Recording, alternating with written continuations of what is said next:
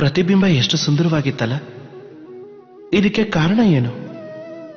ನನ್ನ ರೂಪ ಚೆನ್ನಾಗಿದೆಯೋ ಅಥವಾ ಈ ನೀರು ಸ್ವಚ್ಛವಾಗಿದೆಯೋ?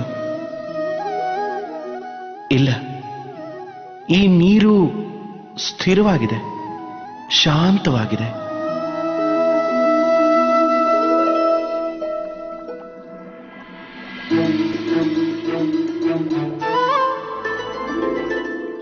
ವ್ಯತ್ಯಾಸ ನೋಡ್ತಿದ್ದೀರಲ್ಲ ನೀವು? ಅದೇ ಜಲ, ಅದೇ ರೂಪ, ಆದರೆ ಇದು ಸ್ಥಿರವಾಗಿಲ್ಲ, ಶಾಂತವಾಗಿಲ್ಲ. ಅದೇ ಕಾರಣಕ್ಕೆ ನನಗಿದ್ರಲ್ಲಿ ಪ್ರತಿಬಿಂಬ ಕಾಣಿಸ್ತಿಲ್ಲ.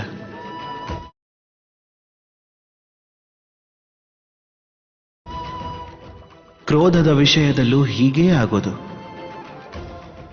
ನೀವು ಸ್ಥಿರವಾಗಿದ್ರೆ, ಶಾಂತವಾಗಿದ್ರೆ, ಆಗ ನೀವು ನಿಮ್ಮ ಆತ್ಮನ ನೋಡಿ, ಕೇಳಿ, ಅರ್ಥ ಮಾಡ್ಕೋಬಹುದು.